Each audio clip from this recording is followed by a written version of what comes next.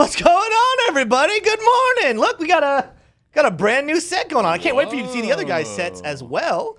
But it is another day to have some coffee. Get your coffee real quick, guys. By the way, you guys are going to see this later. We got a new mug in the mail from Get Hedge. Whoa. But grab your coffee, and we're about to strap in and get some crypto going on here. As you guys see in the title, there is some news coming from Texas and old Ted Cruz himself talking about why he is so bullish on Bitcoin. You don't want to miss that story when we get into Market Pulse with Tshroom. But also, we got Caleb Franzen joining the show today. We're going to be jumping onto some charts, looking at the NASDAQ and the S&P 500 to look at what is happening not only in the finance world, but also the crypto world as we gear up for more announcements coming out of the Fed, because that has been pretty much the biggest indicator of what crypto market is going to do. You don't want to miss any of that. But before we jump into all of that juicy details, I want to show off the other two guys' new sets. And none of them are done. We got more coming on my set alone. Just give you guys vision cast. There's going to be some Bitcoins over here. We're going to have our red cup man over here. But I'm going to throw it first to Tshroom, see how he's doing. You guys can see his new set. That's just for today. I think it's changing completely here next week. But Tshroom, how you doing this morning? Oh, welcome. Welcome to my shot. This is a great shot, and I hope that you're enjoying it as much as I am. I'm doing really great, Tim. Doing better than I deserve. Much better, as you can see. I'm very well lit, and I'm feeling lit. And what does Smay look like? That's kind of what I'm curious about. Well, I hate to be the Debbie Downer, the bad news carrier, but it looks crappy, just like usual. But guys, don't worry. We're not done. I'm gonna fix this. I'm gonna fix the set. I'm gonna get more lights for me, make it look good. But look, I'm standing. I've got my monitors over here. I got monitors over here. Whoa! It's great. You guys see that wall behind Smay? That's where your NFTs can be if you send them into the support email. Well, I think we've got plenty of NFTs, so you don't need to send any more. But yeah, so right here is going to be NFT galleries, just a bunch of you guys' NFTs. Beautiful. We're so excited. It's Yeah, beautiful. it's going to be great. It's going to be lit up. It's going to look nice. So we did already. There was a conversation before the show started how long before someone mentioned my background looking similar to Ukraine. Shout out to Ukraine. We definitely support Ukraine, but this is the colors, the new brand colors. And again, we're gonna have a nice red cup man sitting right there. Oh, don't tell him yet. We gotta tell him. I mean, there's only 148. Just stop there. Don't tell him what the other wall's gonna. And the other wall's gonna have just a bunch of stuff on it at the beginning of the show. Well, you'll find out later. Those things are coming in the mail. It's gonna be great. We were excited to change sets, new channel name, new sets. I'm so excited about the future of what we are building here. And guess what? This community is the #1 community in all of YouTube for crypto. So give yourself a pat on the back as well. You guys are awesome. I'm going to throw it over, speaking of all of you guys and how fantastic you are, I'm throwing it over to Smay for those old green name readings. Take it away, Smay. Can I just note real quick that this is really jarring, I'm realizing, running the stream from a new setup. That it's like the first time in like, what, a year?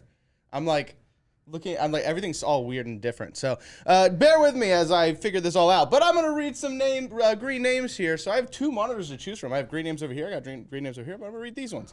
All right. So here we go. We got Crypto AI, Dr. Fuzzy Eyeball, Tyler Main, Gia S, Crypto JMP, Mike Lowry, Freedom Advocate, Go CJC, Grand Roofing Incorporated, a Mellow Fellow, Queen, Eric Ward. Wow, we're on a roll. There's a lot of new ones. Michael Payne. Okay, well, as soon as I said that, we ran out of new names. But that's all, everybody. I love all you guys. Matt C, I love you. Back to you, Tim. Yeah, well, speaking of those green names members, make sure you do not miss next Tuesday, I want to say September, August 30th. August 30th will be a membership stream at 11:15 a.m. Eastern Standard Time. So put in your calendar. You don't want to miss it. You guys, we haven't done one now in about 2 months due to all the chaos of what's been going on. But those are coming back. Make sure, again, put on your calendar. Don't miss out on that. Before we jump into Market Pulse with Tshroom, we do have a partner for today's stream that allows us to be with you guys every single day. Smay, take it away. All right, guys. I want to bring you a word from our sponsor, Hedge. Oh, it's not focused. Hedge. Guys, I want to tell you a story. Literally yesterday, I decided to go ahead and follow through and set up my own Hedge account, and I'm so excited. So my strategy here, what I'm going to be doing is I'm going to be devoting about 10% of my paycheck into 5% going to Bitcoin, 5% into Ethereum. That is my strategy, guys. So literally, it's so awesome. You can literally just get paid a percentage of your paycheck in cryptocurrency, gets sent directly to the wallet of your choice. Hedge is a great company. I love it. It was really awesome getting set up. Actually, honestly, the KYC was super easy. I put in my information and boom, I'm off to the races. I am so excited to be getting paid now to my cold wallet of choice, which for a lot of you guys don't know, we like to use Ledger, so link in the description of that. But guys, go check out Hedge. It is the best way to DCA. Yeah, and so I just saw someone in chat ask how do membership streams work, and I think this is the way it works, so may correct me if I'm wrong, but if you guys just go to the page, to the main page, Coffee and Crypto, and when we're live, you'll see an update. For all the members, it'll have a video on the front page. It'll just say membership stream, and Smay will make sure to title it that way. So Yeah, I like that. I think that was Gia S in chat asking that question. Gia, we hope to see you there next Tuesday. With that being said, though, guys, before I throw to Tshroom, if you guys love these new sets and you love this channel, smash that like button. If you're new here, thank you so much for joining us. Please consider subscribing to the channel for more crypto content. Keep watching the show, and you're going to see what we're all about, because here we talk all about crypto. We talk about the TA, we talk about the news, talk about the fundamentals, but we do it in a way that we still want to have fun. A lot of times crypto can get boring or gloomy or sad. We are here to keep things positive, keep things bright, but still give you everything you need to know. That being said, smash the like button, subscribe to the channel, hit the notification bell, and share this with your friends. Tshroom, though, let's take it away for our market pulse. All right. Well, you can go ahead and go over to my screen, Smay, and we're going to go ahead and get started with the market pulse. Right now, Bitcoin is down 0.6%, and Ethereum is up 0.3%. So looking good there. Basically moderate, no real decision point at this point in the trading hours. Really just kind of moving sideways.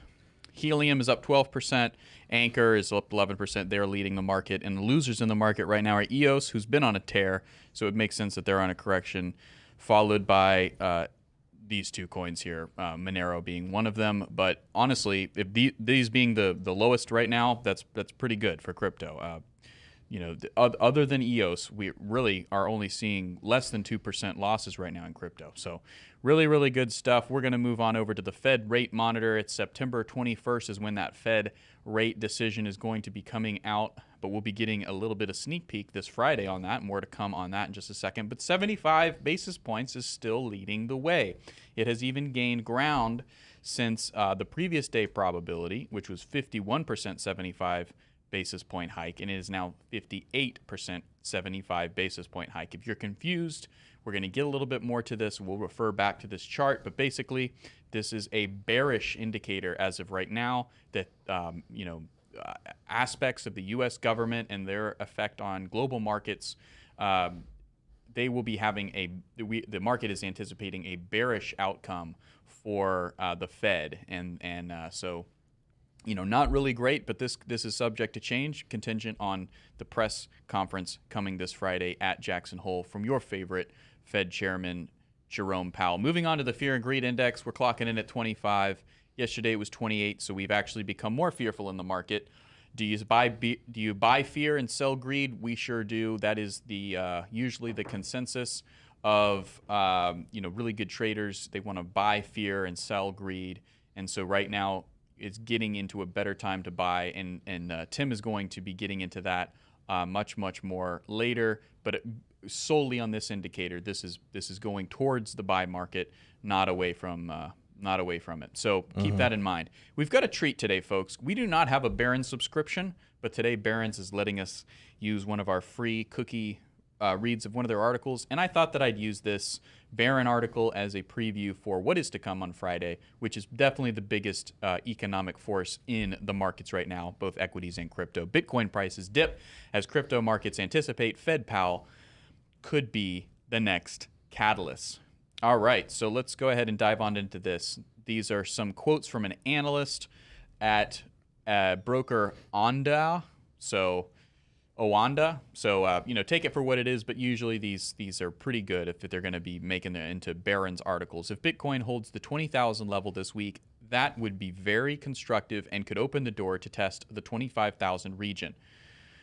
It goes on to say, the greatest driving force in the market this week is shifting expectations ahead of Powell's speech Friday at the Jackson Hole Economic Conference. The Fed has moved aggressively to tighten financial conditions in 2020 with the biggest interest rate hikes in decades, all part of its policy of trying to tame red-hot inflation. These are things we know, but again, we're just previewing for our audience who maybe don't know about this or are just tuning in for the first time this week. Investors are looking to Powell's speech to provide new clarity on the central bank's monetary policy pathway. The central bank chief's message has the potential to drive a firm upside or downside in crypto prices, with digital assets likely trading sideways until it comes. There is a chance that if we get a dovish Powell, the crypto winter could be over. Time to rejoice, said Moya.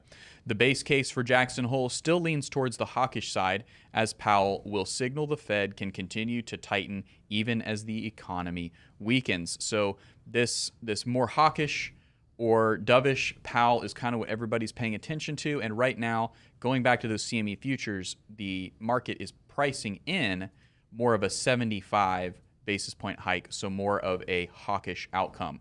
But moving into the world of NFTs, things are not looking good. There's still large-scale rug pulls happening. NFT project Pseudo Rare disappears with roughly 520 ETH in user funds, which is roughly equivalent to $800,000. So not quite $1 million there, but really pushing that. And this is a significant rug pull that folks were not anticipating. So Pseudo Rare, an NFT platform, is just the latest crypto project to run off with users' funds. The project also deleted all of its social media accounts on Tuesday morning. So just classic rug pull. They're there 1 minute and they're gone the next. We hate to see it, but it's still happening. And that's really all that we wanted to cover on this story. We're not going to go into the details because more than likely you were not affected by this. But if you were, really, heart goes out to you genuinely. Try and find help with your family and friends or potentially online. If need be, if you lost a significant amount of money, you may want to talk to a therapist, but you will get through this. You will be okay. But for the majority of you who were not affected by this, just know that there are still rug pulls out there. And the further and the deeper you get into altcoins and more obscure NFT projects, the more that you're putting yourself at risk. Higher risk, high reward, folks. So we are going to continue to move through, and we've got another interesting story before we hit our big one, but we're sliding into the governance world, the world of governance here, the world of policy, as CoinDesk likes to talk about it. Crypto booster bond loses primary bid for New York congressional seat. You may not have known that there are pro-crypto folks running for Congress in New York, but there she is.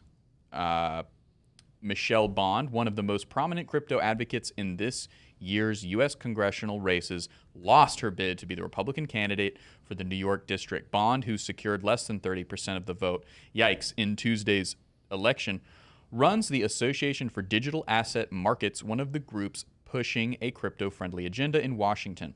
Despite heavy industry support, she joined several other crypto-friendly candidates to lose in congressional primaries as the consequential midterm elections head toward their conclusion later this year. My quick analysis of this is you can leave my screen now, is that it probably has very, very little to do with crypto. Why she lost, more than likely has to do with much more complex political leanings of the wind blowing this way and that. And so don't worry that this is something that, crypto isn't getting voted. These just happen to be folks who aren't getting voted and happen to be pro-crypto. But staying in the realm of politics, you can go back to my screen. Texas Senator Ted Cruz, maybe you've heard of him, says Bitcoin can bring prosperity and calls Bitcoin mining a net plus for the environment. Let's see what Ted has to say. These are some pseudo-informed statements that he has to say, but I thought that they were worth reading. Pretty interesting stuff. If you looked at the environment, pollution is directly connected to poverty. An interesting take already. The poorer a community is, the more dirty the energy is they produce. Interesting. If you're driving a brand new Tesla, that's great. But if you don't have the money to afford one, that doesn't help. So he goes on to say, I think cryptocurrency is a net plus for the environment. In fact, a big net plus for the environment. So really, really doubling down on that statement. Being able to unlock a lot of renewables is really important for the environment. I think being able to take stranded natural gas and put it to productive use is a big positive for the environment. So that's something that we all know about. If you're close to a renewable source that's too expensive to renewable or non-renewable source of energy that's too expensive to transport somewhere else, then you can use that energy source to mine Bitcoin. And then you can transfer that Bitcoin without the use of any energy to another source where they can use, where they have a low quantity of energy, and they can use that Bitcoin to then buy energy. And that's a way that you can transfer energy in an efficient way that otherwise is too expensive to export out of that region where it's being mined. So, that's a really informed statement coming from the senator of Texas. Because of the ability of Bitcoin mining to turn on or off instantaneously, if you have a moment where there's a power shortage and a power crisis, whether it is a freeze or some other natural disaster where power generation capacity goes down, that creates the capacity to instantaneously shift that energy to put it back on the grid. This is a little bit more of a questionable statement. I'm not exactly sure how you're supposed to power cities through Bitcoin, but he's got his finger on the pulse, so maybe he knows something I don't know. But that concludes the statements from Senator Cruz there. Really interesting ones. Tim, I wanted to get your thoughts on this first comment that he makes. If you look at the environment, pollution is directly connected to poverty. The poorer a community is, the more dirty the energy is they produce. What do you think about that statement? Do you feel like that's well informed? Have you ever heard of that before? I mean, it would make sense because you don't care when you're in poverty. You don't care about saving the planet. You care about putting food on the table. You care about keeping a roof over your head. You do everything the cheapest way possible. So he's absolutely right in that sense. I also think that this whole story is really interesting because, a lot of people, Ted Cruz is one of the most polarizing figures, I would say, in politics. He is one of those guys, you either love him or you hate him. I don't think a lot of people have a neutral position on old Ted Cruz. This whole story, though, I think is going to be overall bullish. I think the more we see any politician, whether they be from the right or from the left side of the aisle, they're going to see when they come out pro-crypto, it's going to help. Because we saw a story, I think it was posted this morning, or at least the data was posted this morning, that at this point it looks like about 16% of American adults have at one point invested in Bitcoin or crypto. That's a pretty small percentage. That means that we are still early to the space. And so stories like this, where we see politicians coming out giving a pro-crypto stance, the way Ted just did, I think it's going to sway a lot of people into, a lot of people have had concerns. A lot of people have concerns with, I wouldn't say as many people on the right side of the aisle have concerns with the the environmental impacts of Bitcoin. That's not really their concerns, but a lot of them are going to have problems with the tangibility of Bitcoin because they feel they don't understand. Well, I can't touch it, so how am I going to, I think stories like this are going to actually help those people feel a little more comfortable because so many people are just completely politically charged.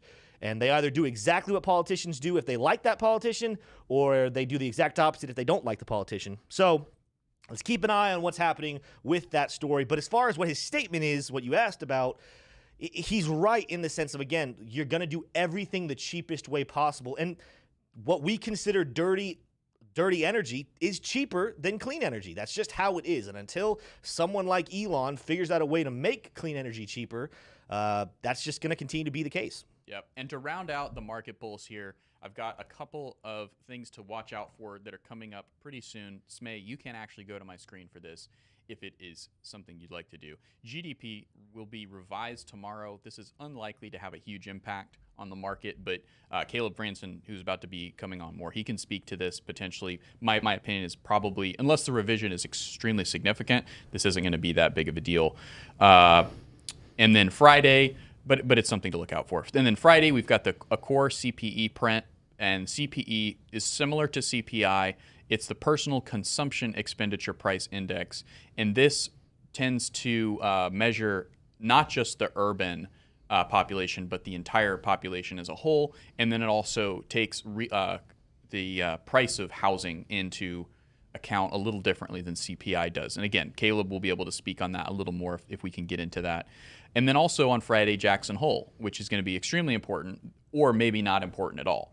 Jerome Powell, I can only imagine, doesn't want it to be important at all. He wants zero eyes to be on it. He wants to be the most Manila guidance ever offered. If he does slip and spill the beans, so to speak, and say, 75 or something indicating 75 or 50 basis points, then that could send the market one way or the other, and that's really not what he wants.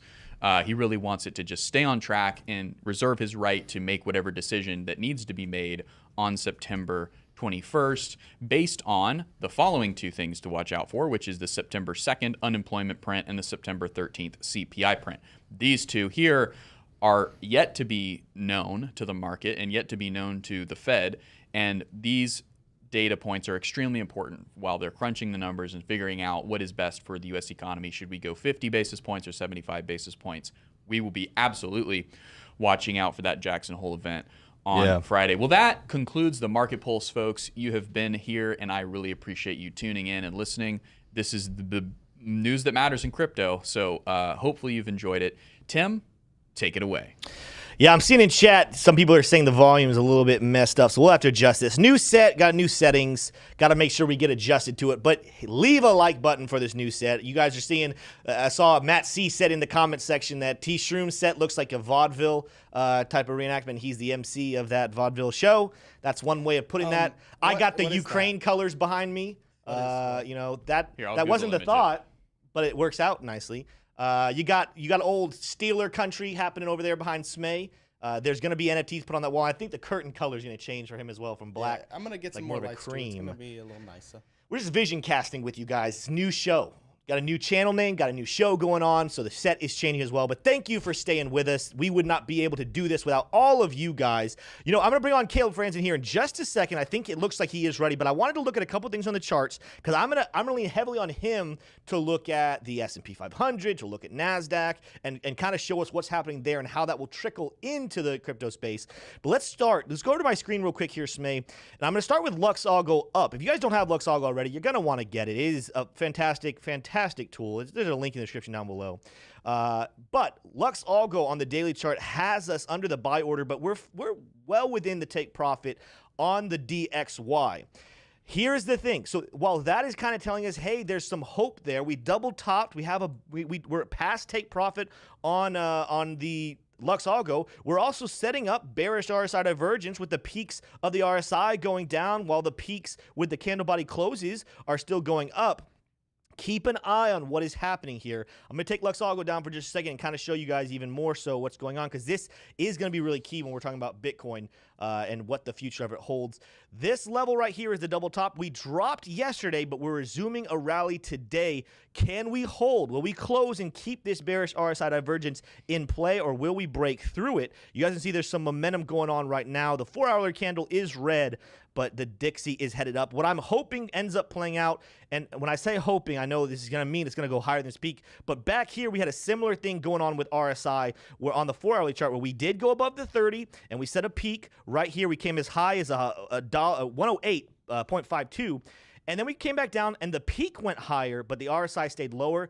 We're kind of looking like we could set up something similar. As we get closer to going back to that same point we were at here just a couple of days ago, the RSI is nowhere close to it. So could we see this price on the Dixie go up above this level? We're going to cancel out that double top, but the RSI stays low, and we get some good bearish RSI divergence on a shorter time frame, similar to what we had here about a month and some change ago. Keep your eyes on what's happening on Dixie. As far as Bitcoin is concerned, this is the last thing I'm going to show you guys, and then we're going to bring in Caleb Franzen. A couple different interesting lines to keep your eyes on. I know yesterday we talked about a bear flag, but with more candles closing and more candles doing some action, there's actually two formations that I think we need to wait a little bit longer before we can confirm. But it looks like either one, we have this ascending level of blue, the ascending blue level of support. That's pretty solid. That's there. You know, that is what it is. The question is, do we have a flat level top of candle body closes giving us an ascending triangle, which would result in at some point a bullish breakout? Or are we going to see it respect this yellow line, which is a symmetrical triangle pattern, which more often than not, when you come down bearish into symmetrical, you end up breaking bearish as well. So we got to keep an eye on what's happening there. I will say, my point, if we go bullish, I still think that bullish is a legitimate contender to go up that way, and watch us smack our heads again on 23,000, setting up a lower high. We already set the lower low. You know, with this secondary trend, we set a lower low than this low right here around 23,000 or so. We set this new one. Watch us rematch that 23,000, setting a lower high as we're in this secondary downtrend. I do believe that we will see, you know, I want to hear Caleb says, I do believe we will see at least a $20,000 price, if not lower, sometime soon. The question is, will we rally up to 30 first or 25 first and then drop back down again? Or will we touch that low price now? On that note, I want to go ahead and bring in Caleb, and let me know, Smay, are we good? Yep. All right, Caleb, how you doing today, man? What's up? What's up, Tim? Happy Wednesday, bro. Dude, it is. It's a little bit of a boring Wednesday. You know, when we were going through the news and everything, the charts aren't completely different than yesterday. The news, we're kind of waiting. We're kind of in a lull where there's not a lot happening. But I'm excited still to have a show. And what I'm really excited is to hear from you. As I mentioned earlier, I noticed when I'm following you on Twitter, you've been talking a lot about the S&P 500, a lot about NASDAQ. So I'm really fascinated to see you work those charts and talk through what we're seeing in that finance world and how that will trickle over to Bitcoin. Sure. Yeah. I mean, so I come from kind of like the traditional finance background. I'm somewhat of a late bloomer to crypto. So I take a lot of the same kind of skills that I took from my econ background and applied that into what I'm seeing in the stock market. And I've taken both of those things and tried to apply that to what I'm seeing really broadly speaking in crypto and Bitcoin. And so I don't know, man. I think just maybe I could start from like a 30,000 foot and then we could zoom in a little bit. I'm happy to go over some charts that I'm seeing with you. But I think, we've been on this massive rally over the last 2 months, we could call it. I did a post last night. The NASDAQ composite rallied 24.5% from the year-to-date lows to the highs at the beginning of last week. And so we can't just expect to keep ascending in this massive trend of up 24% in a linear fashion. The max drawdown during that period was extremely small. It was like 3 or 4% at most. So we had a 24.5% gain and a max drawdown of 4%. That really just shows you how strong the market was. And after we go through a massive rally of that nature, it's normal and to be expected that the market should go through somewhat of a cool down period. And so what we're seeing, especially as the market's kind of pending the Jackson Hole meeting and Powell's kind of speech from that, from the end of this week, everyone's really kind of hinging and waiting to see what happens there. We have this new risk event that everyone's a little bit focused on with that. And so the market, as you mentioned, it's been super slow this week. It's been super slow today. Everyone's just kind of sitting on their hands, if you will, and waiting to see what happens next. But as I look, generally speaking, at the S&P 500, at the NASDAQ, even the Dow and the Russell, everything is just seemingly cooling off after a massive rally. It's like if you ran for 5 miles, you're going to, have your hands on your knees a little bit at the end of that run. Yeah, no, I absolutely agree. It's kind of funny just even watching the charts because I'll go over there and check them from time to time, but I'm not as familiar. I don't spend a lot of time over on the NASDAQ and S&P 500, but it's funny because I watch the memes and it's like the S&P loses like 1 or 2%, starts to bleed, and then the crypto market begins to bleed out. So it's one of the things you got to take it with a grain of salt. You got to watch. They move similarly, but by no means do they move identically. So we gotta read those charts and take the information and do with it the best you can. But let's go ahead. Let's jump onto some of those. I want to see what you're seeing on those charts. And are we still matching it in the crypto space every single point for point in terms of every day that is green, we're green, every single is red, or are we starting to change it a little bit? Are we starting the crypto space? Is it going in an inverse direction from those markets? Sure. So I'm sharing my screen right now, and what we're looking at right here is the S&P 500 futures. I want to just start here really quickly because as we zoom in on this range, by the way, I have the 200-day exponential moving average in teal and the 200-day simple moving average in yellow. Look at that, new color sets too. Sorry? Oh, yeah, no, I try to match it with your background there, man. You planned it. Well, look, really quick. So what we can see is during the COVID crash, this kind of moving average cloud acted briefly as resistance in April of 2020. And what happened is we were able to flip it into support back in June and July of 2020, which really kind of gave a clear indication that we were in a new bull market. What's happening right now and what's been happening is not only do we have this descending trend line that we weren't even able to touch, but we're getting, again, perfectly rejected on this moving average cloud and specifically on the 200-day simple moving average in yellow. And we can see that, this range acted, it hasn't necessarily acted as support or resistance recently, right? So we had a lot of market indecision here. There was a lot of fear and uncertainty about where we were headed next.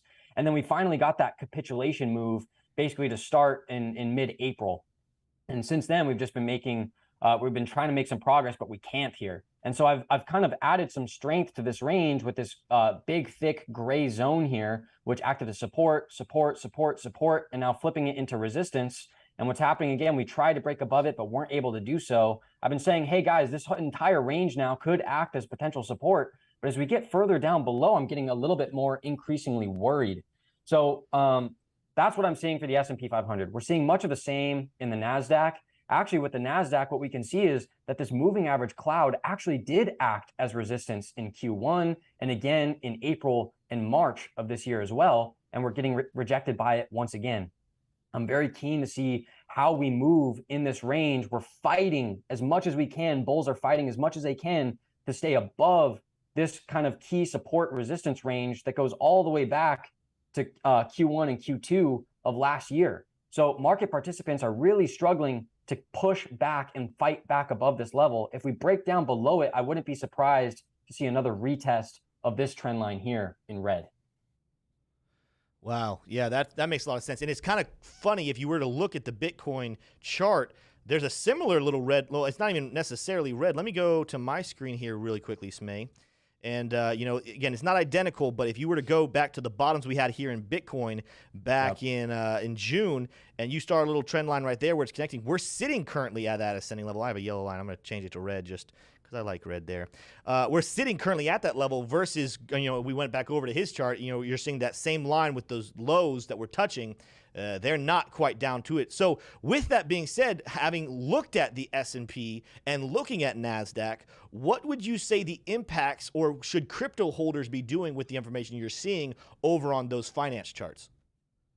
So I think my general assessment is that this is, like I said, just a standard market cool down after a massive rally, right?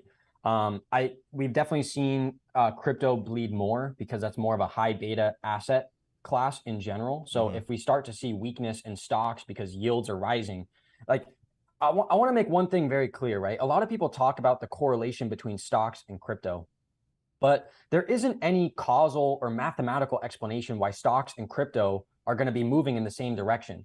The explanation comes from the bond market, because as there's less demand for bonds, yields rise, and yields rise because there is less demand for bonds, right? It's this recursive kind of impact. And so as yields rise, the discount rate that we price the future value, the discount rate that we use to assess the future cash flows of a business or of any given asset become worth less today in a higher interest rate environment. So when we think about crypto essentially being somewhat of a growth stock, if you will, high beta tech, high beta growth, it's going to move very similarly to high beta tech and growth because they're both extremely interest rate sensitive. So the entire correlation comes from what's happening in the bond market.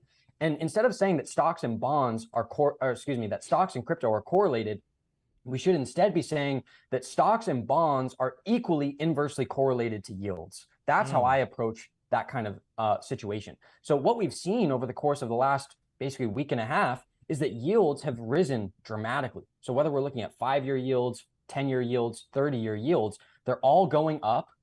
And what's happening is we're seeing weakness finally coming into the stock and crypto markets. And so it all depends on what happens to yields going further. I do expect yields to continue to rise, which is why I generally expect to see more pressure in the stock and crypto markets. As a long-term investor, I'm loving this as an opportunity to buy high conviction assets and core portfolio positions that I can plan to hold for the next 3, 5, 10 years. So for me, I think I'm licking my lips. I've been dollar cost averaging right around these levels, basically between 21,500, 21,400. I've been picking up quite a bit. I expect things to go lower. So this is another thing that I want to mention is it's okay to simultaneously believe that asset prices are going to fall in the short run, but still be increasing your exposure to long-term assets. That's really good. And even questioning on that right there, because I love what you said, you're DCAing and you're okay with the fact you think it's going to go lower. What are your thoughts, especially, again, when you're trying to bring all the information in you can, not just looking at Bitcoin chart, but looking at the other information going on. There's a lot of rumors out there, opinion pieces, and I don't want to take credibility away from them. A lot of them are coming from people who have done their homework. They're very intelligent, but they're calling for Bitcoin. They're still saying we're going to see 11,000 or lower on Bitcoin's price. Is that still something you're seeing? Because I know in the past you've talked about that was a potential, but where are you seeing the Bitcoin market going with all of this information? So I've done some analysis where I've looked at the 13,000 range, between 13 and 14,000 as being a viable kind of bottom, if you will. I don't know if we'll get there. Yeah. I think as more time has gone on, like people talk about whether or not the lows are in, right? And it's a really fun conversation to have, and it's a real hot button topic. But I think the one thing that people underestimate about that entire conversation is the importance of time. The longer we go without making a new low, the more likely it is that the lows are in, right? So I think that's really important for people to understand, as we've kind of been in this, you know, $19,000 to $24,000, $25,000 range. Regardless of now we dip back into the mid to low 21,000 range, I still think that there's a decent chance that the lows are in.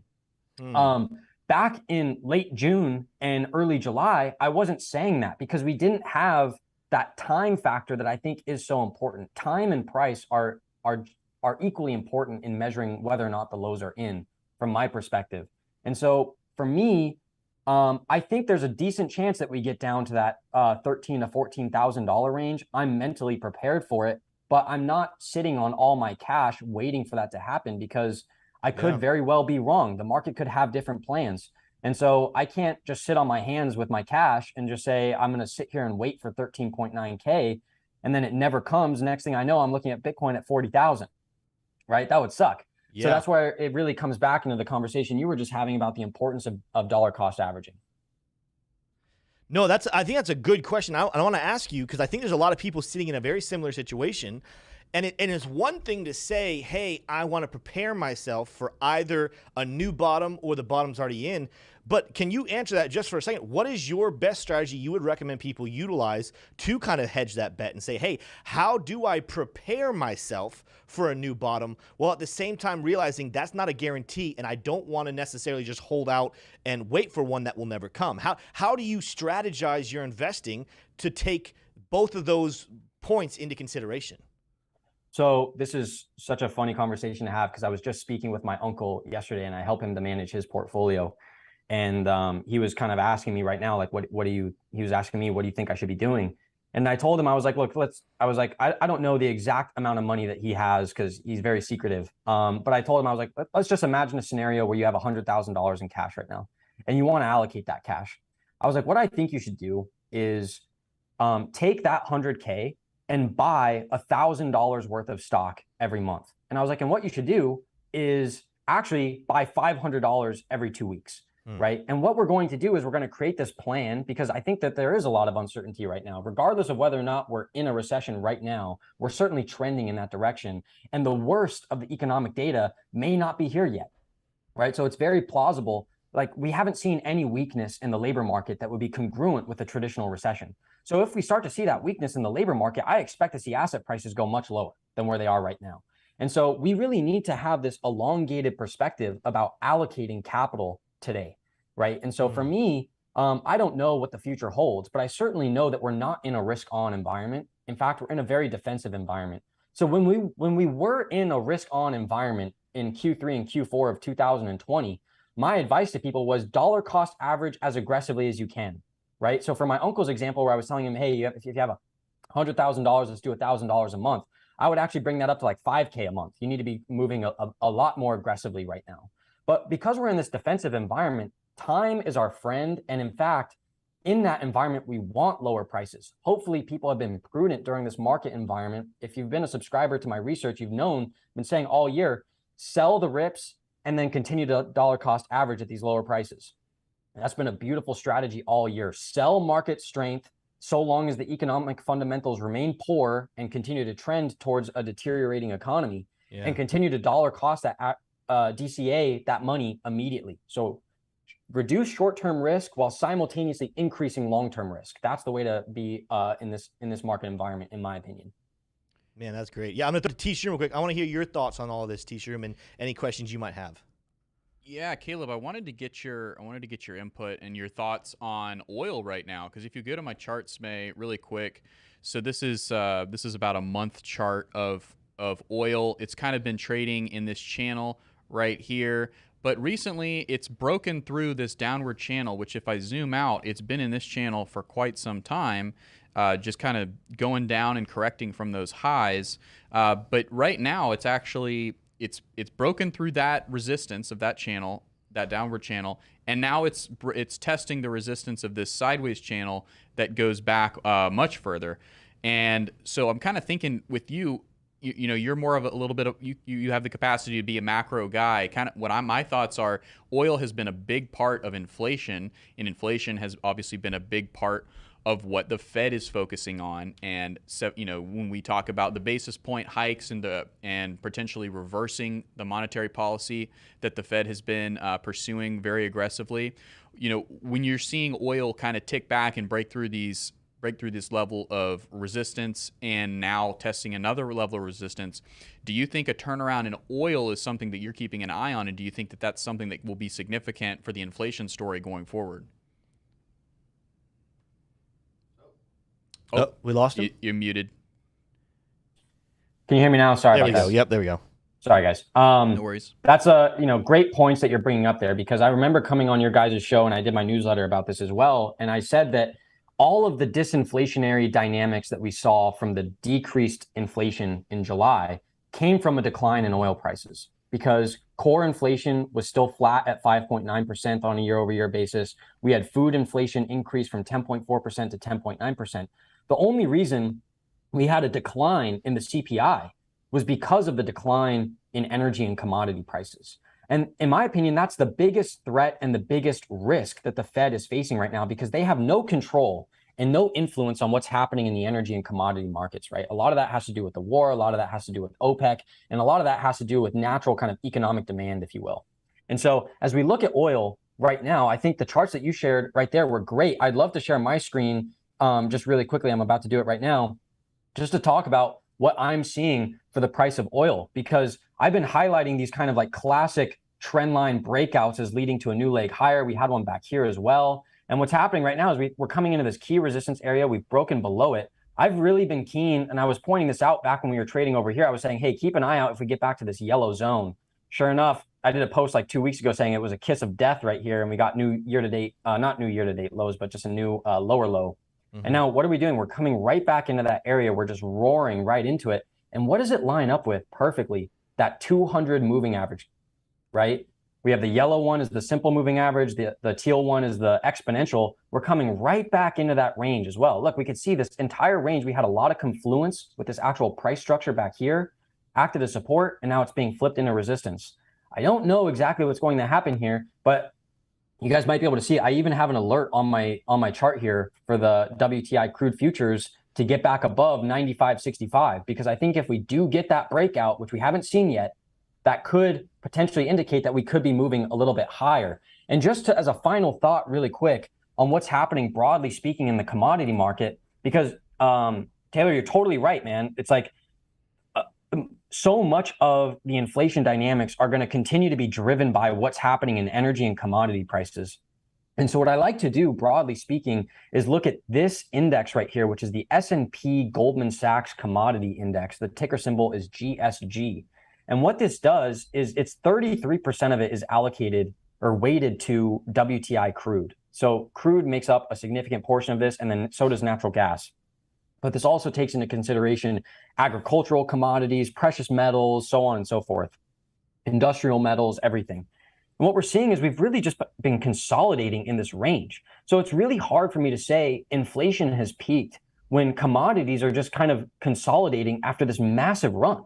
I mean, this index was trading as low as $7.50 in the COVID lows, and it's gotten as high as 26, 27, right? So this is just a natural kind of breather within this broader market trend that we can't ignore, right? And so what happens next, I'm not sure. But again, we're bouncing right on that 200-day moving average cloud. So again, there's a lot of uncertainty right now about where these things are moving.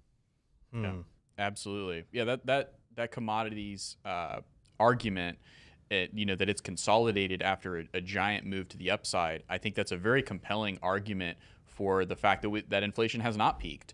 That could just as easy come down from that consolidation and break lower, but consolidating at highs means that the market is agreeing that this price that we have risen to is a fair price. It's a fair value of equities versus the dollar, I presume.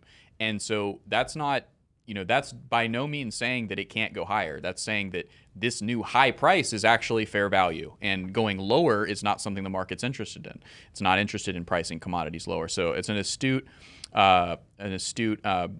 analysis that you bring to the table. Of course, yeah. we always kind of expect that. So I really appreciate you answering that question about oil, and And now I guess the only question to ask is, what do you think about what's going to happen on Friday? Yeah, that's great minds think alike, Tshroom. Because I was going to say, with this Jackson Hole announcement coming out, what is your thoughts? I always love, Caleb, when we get you right before or right after a big Fed announcement. That's one of my favorite. Like, it's like a Wednesday thing. Like when those Wednesday announcements come out, and getting Caleb Franzen to come and join us. I want to hear what you're thinking about what that announcement's going to be. And also, right now we talked about it. The predictions at this point are leaning more towards 75 basis points. And I think the market is kind of starting to work that in. Do you think that will hold up with 75 basis point interest rate hike, or will we actually end up seeing 50? We still have, what is it, 4 weeks, almost 4 weeks left until we get an announcement. Anything is possible, but I want to hear what you're thinking about it. So let me say this first and foremost. I'm going to disappoint you guys a little bit because I've been putting much less significance on the Fed for the past 4 to 6 weeks and putting much more significance on the economic data right now. So I want to just remind people, don't let the tail wag the dog here, right? And the tail is the Fed and the dog is the economy. Yeah. The Fed is going to continue to be data dependent, right? And in their July meeting, they told us, we're basically pausing our forward guidance. We're not going to, give any clear indication about what we're going to do next. So they're kind of speaking in code a little bit in the recent statements that we've heard from various Fed officials. Even the minutes were very indecisive. It's like, are they hawkish? Are they dovish? What are they doing? It's so hard to kind of tell what's happening. And it really does feel like when the minutes came out that they really try to backtrack some of the dovish statements that were made by Powell. So I wouldn't be surprised to see him assert himself a little bit more in Friday's meeting. But generally speaking, I don't think it's going to be as much of a market moving factor as people are making it out to be right now. Because again, we're trying to get a sense for, are they going to move 50 bips or 75 in September? And so if we look at something like CME futures, I did a post just before coming on with you guys that right now there's a 58.5% chance that they increase rates by 75 basis points again in September. Yesterday, it was 44%. And so we're getting a lot of, you can almost call it volatility in rates expectations, right? That we're getting big swings here. And so whether it's 50 or 75, I don't think is much of a factor, because over the course of the last month and a half, what we've seen is the market starting to price in a higher likelihood of 75 basis points, because a month and a half ago, the consensus by a significant margin was that the Fed was going to do 50 bips in September and maybe even do 25. But now all of a sudden we're talking about 50 versus 75. And despite that repricing and higher likelihood of doing 75 basis points, that was when we had the market rally like crazy, right? So the market, knowing that there's an increased likelihood of doing 75 basis points, was still moving higher in that environment. Basically, in my opinion, giving the Fed somewhat of a green light to do 75 bips. The market is saying, hey, you have our blessing, essentially, right? And some people could be a little bit more, not pessimistic, but maybe, I'm blanking on the word. But some people could say that the market is calling the Fed's bluff. They're saying, hey, go for it. Let's see if you have the guts. Let's see if you have the cojones to do 75 bips. And so, I mean, we'll see, right? I mean, look, my perspective is that the Fed should have done 100 bips last meeting. Right. And I've been a proponent that they should be doing intermeeting hikes, these emergency rate hikes. So prior to the July meeting, what I wanted them to do when we got the June CPI data was do an emergency rate hike of 25 bips and then do 75 in their July meeting. We obviously didn't get that, but here we are. Wow. Dude, Caleb, I always love when you come on this show. I'm going to throw, Smay, what do we say when we talk about Caleb Franzen? I really like that guy, Caleb Franzen. I really like that Caleb Franzen guy. If you guys are wondering, because I'm watching the chat right now, who just absolutely loves everything that you say here, Caleb. If you guys are like, man, I want to hear more from Caleb Franzen, first of all, in the description, we got his Twitter handle, I'm pretty sure, right, Smay? Mm-hmm. We got a Twitter handle. And he has his own YouTube channel that is growing, and it's small, but it is going up, where he's talking about this every single day. Make sure to go follow Caleb Franzen right now. He also has a fantastic newsletter. One that I'm envious of. One that I'm like, man, when Tshroom and I were reading through it a couple weeks ago, we were just like, holy cow, this guy is good. Go check it out. Caleb, before we let you go, do you have anything you want to say about any of that? Anything you can spice it up and let people know what they'll be finding in that newsletter? Well, thanks for the plug, Tim. I really appreciate you guys having me on. It's always great to come on and chat. We just have such a great time. So I'm always happy to give my perspectives. And I hope I'm not too bearish, because I'm really so optimistic about just, Bitcoin specifically, about the stock market. So again, just broadly speaking, if you're able to stomach some of the short-term volatility, this is a dream scenario for long-term investors. So be opportunistic, be patient, and wait for the fat pitch, but also be increasing your exposure over time. So really quick, I just want to say that. And then for my newsletter, that's really where you guys can find all my long-form research content. So I post every Saturday. It's all for free, guys. So, I'm really just trying to add as much value as I can and show you guys how I'm looking at new market data. In every edition, I talk about the macroeconomic environment, I talk about the stock market, and I talk about Bitcoin and crypto. So that's why it's called cubic analytics. I take this 3-pillar approach, and I really try to tie together how each of these different pillars are interacting with each other, how they're all dependent on one another, and just generally speaking, how my investment thesis is changing based on new data. And so if you guys are interested, whether you're interested in crypto and you don't give a shit about the stock market and the economy, there's something in there for you. If you're only interested in macro and monetary policy, you want to kind of sharpen your tools in that space, definitely come check me out there. That's what my background really is in macroeconomics and monetary policy. And I've just been trading like crazy for the last 10 years and having a great time investing. I'm all self-taught. So if you guys are interested in that, definitely be sure to check out my newsletter, Cubic Analytics. Awesome. Boom. Awesome. Well, Caleb, we're gonna let you go, but thank you so much for joining the show. And again, you're gonna be on. You're gonna be on very soon again, because we absolutely love you. We love Caleb Franzen. Have a good day, my friend. Can't wait, bro. Take care, guys. Yeah, I love Caleb. And just like yesterday, I saw in chat people talking about, Kagan from yesterday, also known as Magic Internet Money. What I love about these two individuals, again, very different approaches. We got Kagan over here as the day trader. He day trades Bitcoin. He, is doing all this crazy stuff. You got our economics guy over here, Caleb Franzen. And the detail that I love about both of them is how they completely just remove the emotions from their investment thinking. He's like, I'm sorry if I'm bearish. Well, don't be sorry, Caleb. Like, don't be sorry. If it's bearish, we want to be prepared for bearish. But what stops people from being bearish is when they get too emotionally attached to a certain type of trend. And we were so excited about Bitcoin potentially going up to 30,000. I wonder how many people are holding on still, like in denial of this little bearish movement we're making, saying, nope, we're still gonna hit 30, we're still gonna hit 30, because they emotionally attached to that number. And you need people like Kagan and like Caleb, and hopefully we help you guys with that. We just, hey, let's have a good time. Let's have some fun. Let's keep things positive, but let's not be attached to bullish movements or bearish movements. Let's take emotion completely out of it and just try to watch what's happening in the market. Make sure, if you guys love that, smash the like button. Caleb will be on here again very soon, and subscribe to the channel for more content just like that. With that said, before we jump into Super Chats, because it is time for Super Chats, we have another partner for today, and I'm going to throw it to Smay so he can let you guys know who that partner is. So, guys, I want to tell you a bit of what's going on here. So, I've been getting into NFTs. Okay, I've been really getting into NFTs. And so the thing is, I was thinking about, because we're doing the gallery here, the NFT gallery, and I really have been looking at all these projects, and I love all these projects. The art is amazing. But I realized, what is the most valuable NFT you can get? Well, that's a domain, an unstoppable domain. So, guys, today's show is brought to you by Unstoppable Domains, guys. It is, I said guys like 4 times in just that humans. sentence. Oh, my gosh. I'm working on it, guys. Ah! I'm working on it, people. Anyways, guys, Unstoppable Domains. Right. I'm working on it, guys. Guys, here we go. So Did I say it again? You said it again. Ah! People, now I just completely derailed. Tim, do you want to finish this ad? Sure. Unstoppable Domains is an amazing opportunity for you guys to be able to connect all of your crypto into one easy place. I don't know if you guys have ever tried to send money to a wallet or to a private, a cold wallet.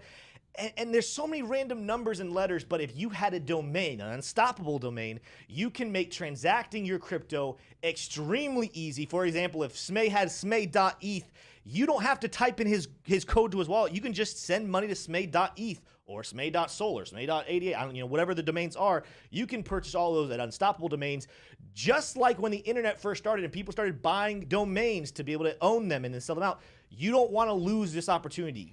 Take advantage of it right now, because I promise you, years from now, you will regret not owning domains that belong specifically to your name and your brand if you own a company or whatever you do.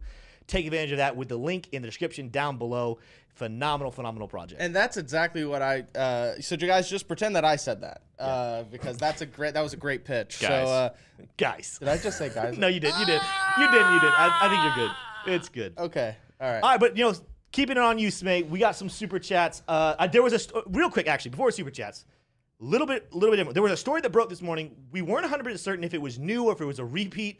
I'm going to throw it to Tshroom. We're probably going to mention it again tomorrow because it is significant. But Tshroom, what is that story that broke this morning? Yeah, and I'll make this super quick. Just going to read the headline. Prepaid Binance card to be used at over 9 million MasterCard merchants worldwide. So the CEO of MasterCard, or a very high-ranking official of MasterCard, said, we're working with Binance to let people to use their crypto to make purchases at 9 million stores that accept MasterCard.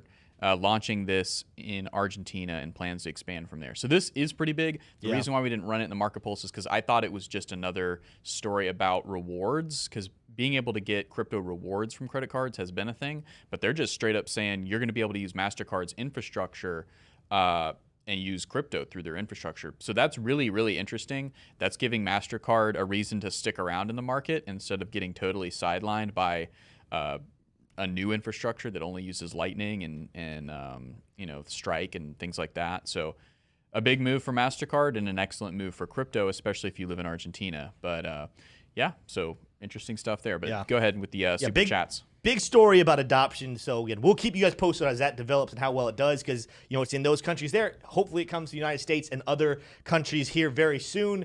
With that being said, though, let's jump into some super chats, Smay, and let's answer some of the people's questions. Guys, There we go. Okay. Guys. What is there another word that I can use? Fellas. Fellas.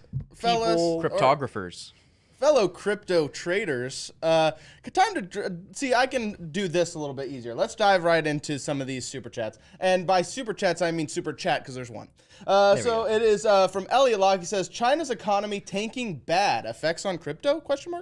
Yeah, that's the story that's been in the news recently, and until I see it happen necessarily, we got to keep an eye on that. Obviously, China has a very, very, very large economy, and it would be problematic if it weren't for, I don't know the numbers on it right now, Tshroom. That's something we should look up. What are the numbers of how much of crypto is owned in China? So if China's economy went down with what they've done here in the last year, banning Bitcoin and making it hard to have money, I don't know how much. I mean, it'll have some form of a negligible. You'd have to assume it's negligible. I'm sure that folks maybe have some on Ledger, or something like that, but you have to assume that it's.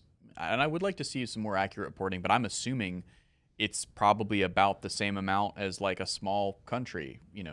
Like an Estonia or a Libya or something like that, where there's a few people that have figured out a way to where the CCP can't detect it, but I would imagine not many people do, because they want to comply with the CCP there. The majority of the folks are in favor of the government in their actions. In a different time, it would have very big impact. The question is right now where we are in history and what China's stance is on Bitcoin. I don't know. I mean, I don't want to say it won't have any significance. I just don't know if we can say with certainty it will have a lot of significance. So let's keep an eye on that story. Very good to bring to our attention, though, Elliot.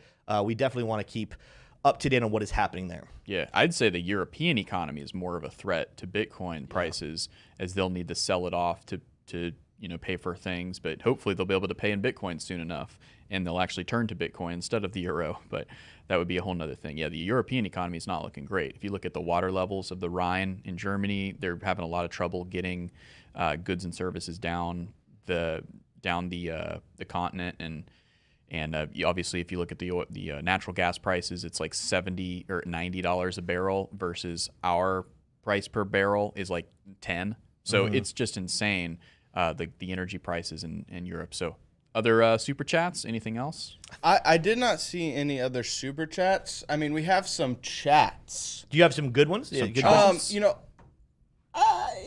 Not to say that any chat is bad, because all the chat is good, but is there any that would, if we answered it, would here's be really a good helpful? Question. Here's a good question. I like this question. Yeah. What's the issue with guys? Is it women in crypto thing? It can't be a huge deal, right, guys? So can I say, I don't have a problem with it. So I can say guys? Everybody says guys. Guys is becoming a gender neutral word. I observed that back in 2019. You observed that? Yeah, because I walked up to a group of women and I was like, hey, what's up, guys? And nobody like said anything about it. And Listen, since then, people agree. Tshroom has a PhD in Anthropology and linguistics. in the usage of the word guys. All right, I actually really am gonna make an effort. It sounds like it's an annoying thing. I'm It's gonna really. just a comfort word. It's your go-to. I don't know what else. We all have words that are our fillers and what we say when our brain's trying to think through what's the next sentence we want to So use. can I find comfort in that word, or do I need to find a new comfort word? I'll put a poll in chat. I mean, maybe tomorrow. Maybe tomorrow we'll put a poll in chat. There's not a lot of show left. Yeah, here there's today not a to lot get of show good left. results. But Let's see. I mean, I think there's not a ton of. overall, I think most people are okay with it. I think it's actually become like more of an endearing thing about you, Smay. It's just a thing that you use. There was an ad once. I went back and I scrolled through an ad you did like 2 weeks ago, 3 weeks ago, and I think you said guys 17 times. You in 1 counted? minute. Yeah, well, that's because you said it so much. So I was like, let me go ahead and just make a running, All right. Friends. count of this. Maddie Fletcher suggested you say friends, but I see a comment I Friends wanted are good. to highlight here from perfect. Ann May. Jeez, Tshroom, maybe switch to a softer color for great. you, Yeah, guy. yeah. Red is not working well for you. I tried to bypass my thought, but it had to be said. Well, the good news is this, what's behind me is not It's going to be not staying permanent. longer. What does it make me look like, a pizza pie or something? I don't know, but like I'm a little pepperoni on a big marinara pie. All right. All right. That don't was know. One way. horrible analogy. Or a mushroom, like a white mushroom. Anyway, so Yeah, vision casting for you guys. but it's not going to be that. So just forever. look at. Go to his screen real quick. Go to Tshroom. I'm on the screen. Tshroom, stare down the camera. All right, down so the just camera. look into Tshroom's eyes right now, and I want you to visualize a plush greenery with a cartoon. You gave it away again. It's okay. It's okay. Giving away these backgrounds. Why are we trying to keep this secret? Let them visualize. Plush. No, go back to his. Go back to his. Okay. All right, all right. All right. Look into his eyes. Look at the camera, Tshroom. Plush He's got nice greenery eyes. with some lights trickling through it and a cartoon Tshroom right behind him for Tshroom. It's going to be a beautiful set. We just transitioned to get into this set today. We'll fix everything up as we go along. But drop a 1 in chat if you think it makes more sense to keep these things a secret. Oh, And for the okay. shock value. Hold on. I really want to take a moment just to look at your eyes, because you're just so well lit right now that your eyes are just really shining. Anyways, back to you, Tim. I don't know what I'm supposed to even go from here. Well, you're supposed to close the show here. Well, it's true. Our ending of the show came to an abrupt ending. We guys and girls. Oh my gosh! We have Don't take loved- my comfort word. Find a new comfort word. We have loved everything in the show. We love Caleb Franzen. Make sure you guys continue to watch every single day for guests just like him. And we had Kagan yesterday. We had CVO earlier last week. We have so many great guests. Kelly Kellum, by the way, tomorrow. If you guys have been missing Kelly on the channel, he will be back tomorrow. He's got stories. He's got charts. Don't miss that one tomorrow morning at 10 a.m. Eastern Standard Time. And don't miss the member stream next Tuesday. We are continuing with this new channel name and everything we're developing. Jebb is gone. He's gone, but we're going to continue to do what he was doing, and that is bring you guys amazing videos every single day to help you have fun, but also engage and grow in this crypto space. And we cannot do that without each and every single one of you guys and the things that we need from you. If you guys are like, man, I love this channel, I love these guys, I love Smay, I love Tim, I love Tshroom, how can I help? Well, the number one thing you can do is just every single day, come and watch the videos. Watch all of them. Continue to engage with us. Smash the like button. Share the videos with your friends. Leave comments. That's a big one because a lot of you guys comment in this chat, and I absolutely love it. But after the show's over, or even right now, go to the comment section and give us feedback. You're going to see a lot more of us engaging with comments, using those comments to lead what we do with future videos. So please do this along with us. We're the ones in front of the camera, but we can't do it without you guys. With that being said, though, we love all of you, and we will see you. We have an afternoon video coming out today. I don't even know if we know the topic just yet, but tune in at 6 p.m. tonight for that video. With that being said, though, guys, we'll see you in the next one. Peace. Oh, I got a real good feeling.